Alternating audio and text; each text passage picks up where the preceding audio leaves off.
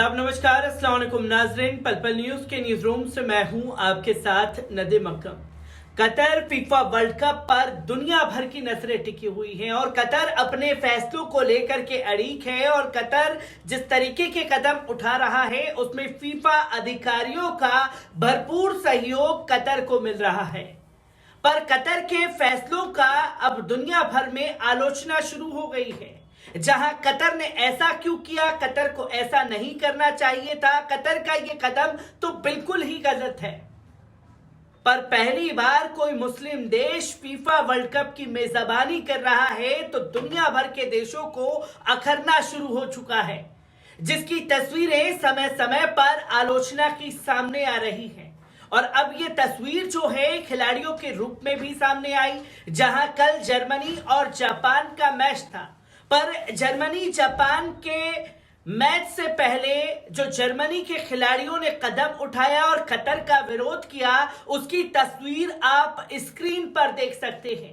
ये जर्मनी के तमाम खिलाड़ी जो हैं मुंह पर हाथ रख करके फोटो सेशन कराते हुए दिखाई दिए, जहां वो ये कहना चाह रहे हैं कि उन्हें इधर आकर के बोलने की आजादी नहीं है, क्योंकि कतर कई चीजों पर बैन लगा रहा है जो कि इस्लाम की देखरेख में गलत चीजें करार दी जाती हैं। अब कोई देश अपने फैसलों को लेकर के अड़ीक है तो खिलाड़ी विरोध कर रहे हैं और पहले ही फीफा वर्ल्ड कप के अधिकारियों से ये तमाम चीजें सामने आ चुकी हैं कि मेजबान देश का विरोध नहीं किया जा सकता। अब जब मेजबान देशों का विरोध खिलाड़ियों द्वारा शुरू हो चुका है तो इन 7 टीमों को फीफा वर्ल्ड कप से बाहर भी किया जा सकता है।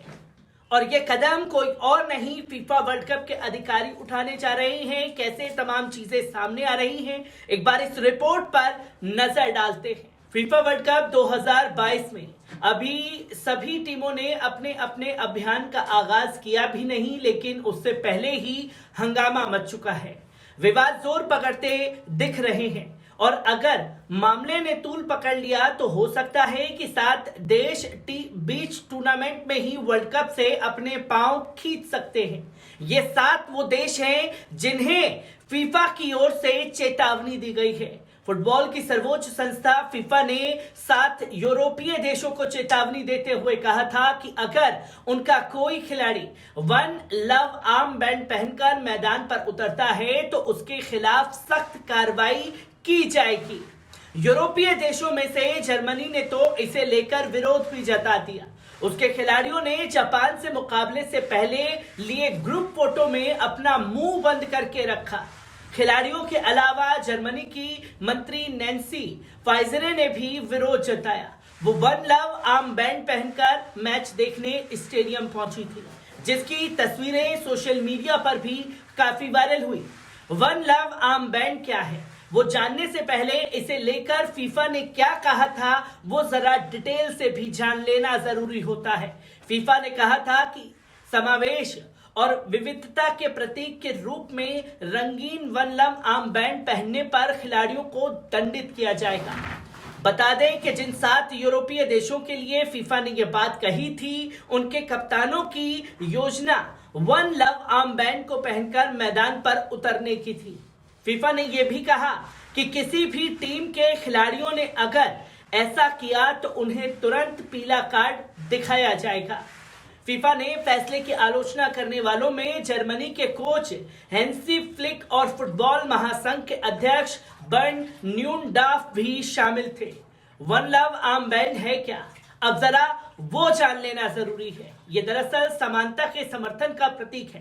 कतर जहां समलैंगिकता को कानूनी मान्यता नहीं है, वहां भी इसका महत्व है। ये सिर्फ LGBTQ समुदाय से जुड़ा नहीं है। फुटबॉल खिलाड़ी इस आर्म बैंड को पहनकर ठीक वैसे ही समानता का संदेश देना चाहते थे जैसे क्रिकेट में घुटने के बल बैठकर ब्लैक लाइव मैटर को सपोर्ट किया जाता है। लेकिन खिलाड़ियों को इसकी इजाजत नहीं मिली, क्योंकि फीफा के नियम कायदों में ये चीजें शामिल नहीं हैं। बहरहाल जिन 7 यूरोपीय देशों पर फीफा की चेतावनी का असर हुआ है, उनमें जर्मनी के अलावा इंग्लैंड, डेनमार्क, स्वीडन, बेल्जियम जैसे देश शामिल हैं। डेनमार्क ने तो लेकर यूईएफए पर बातचीत कर फीफा वर्ल्ड कप छोड़ने का मन बना रहा है।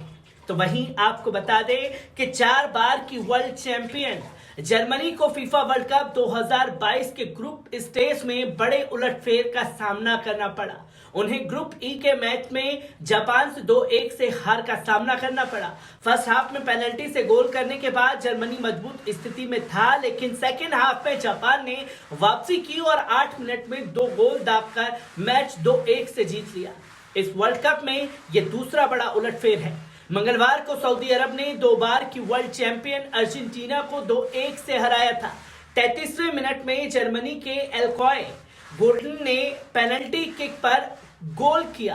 फर्स्ट हाफ में स्कोर लाइन 1-0 रही, लेकिन जापान ने सेकेंड हाफ में जबरदस्त वापसी की। उन्होंने अटैकिंग गेम दिखाते हुए 75वें मिनट में गोल दागा। रित्सु डॉन ने इस गोल के बाद भी जापान ने अटैक नहीं छोड़ा। टाकुमा आसोना 83वें मिनट में एक गोल दागा। मैच के बाद कई गोल नहीं हुए। इस तरह जापान ने 4 बार का वर्ल्ड चैंपियन जर्मनी को हराकर बड़ा उलटफेर किया। जर्मनी 2018 के फीफा वर्ल्ड कप में साउथ कोरिया को हराकर ग्रुप स्टेज से भी बाहर हो गया था। उन्हें इस बार भी ग्रुप मैच में एशियन टीम से ही हार का सामना करना पड़ा है। हालांकि फिलहाल इस वर्ल्ड कप में इस हार से उनका सफर खत्म नहीं होगा। जर्मनी ने गेम में बने रहने की कोशिश की। उन्होंने अटैकिंग गेम भी खेला। पूरे मैच में जर्मनी ने 26 शॉट गोल की तरफ मारे, जबकि जापान ने 12 शॉट ही लिए। इसके साथ ही 74% समय बॉल जर्मनी के कब्जे में रही, लेकिन वे बढ़त नहीं बना सके। टीम के लिए एकमात्र गोल एल्कॉय गोल्डन ने 33वें मिनट में पेनल्टी के जरिए किया। जापान का प्रदर्शन पहले हाफ में निराशाजनक रहा, लेकिन टीम ने दूसरे हाफ में शानदार वापसी की। सब्स्टिट्यूशन के तौर पर आए रित्सु डॉन और टाकुमा आसोना ने गोल दागे। पहला गोल 75वें मिनट पर डुआना ने किया। जापान के मिटोमा ने गोल की तरफ शॉट मारा, लेकिन गोलकीपर से टकराकर बॉल रित्सु के पास आ गई। रित्सु ने बॉल को नेट तक पहुंचा दिया। 75वें मिनट में पहला गोल करने के बाद भी जापान ने अटैक जारी रखा। इस अटैकिंग प्लान के चलते 83वीं मिनट में सब्स्टिट्यूशन के तौर पर शामिल तमाम खिलाड़ियों ने गोलकीपर की ओर ले गए। उन्होंने साथी खिलाड़ी को पास देने के बजाय खुद ही शॉट लिया। बॉल गोलकीपर के ऊपर से गोल पोस्ट में चली गई। इस तरह मैच का आखिरी और निर्णायक गोल आया। मैच से पहले टीम फोटो के दौरान जर्मनी के खिलाड़ियों ने मुंह पर हाथ रखकर विरोध जताया। कतर सरकार ने समलैंगिकता के समर्थन में लव आर्म बैंड पहनने पर रोक लगाई हुई है। इसे लेकर जर्मनी ने विरोध किया था। इस पर जर्मनी फुटबॉल एसोसिएशन ने कहा कि टीम समानता और बराबरी के लिए आर्म बैंड को पहनना चाहती थी, लेकिन हमें ऐसा करने नहीं दिया गया। हमारी आवाज को दबाया गया। इस तरह से विरोध करना ही सही है। पहला मैच हारने के बाद जापान 3 पॉइंट्स के साथ पहले स्थान पर है। जर्मनी ग्रुप में आखिरी स्थान पर है। ग्रुप ई में जर्मनी को अब स्पेन और कोस्टारिका से बचे हुए 2 मैच खेलने हैं। अगर जर्मनी दोनों मैच जीत लेता है तो वे 6 पॉइंट के साथ अब भी अगले राउंड के लिए क्वालिफाई कर सकता है। माना जा रहा है कि जर्मनी और स्पेन के बीच फीफा वर्ल्ड कप के ग्रुप स्टेज का बेहद रोमांचक मुकाबला खेला जाएगा, जिसकी तस्वीरें लोगों के सामने आएंगी। पर उससे पहले ही जर्मनी का फीफा वर्ल्ड कप में सफर जो है वो खत्म हो चुका है, क्योंकि फीफा के नियमों का उल्लंघन जर्मनी के खिलाड़ियों के द्वारा किया गया है।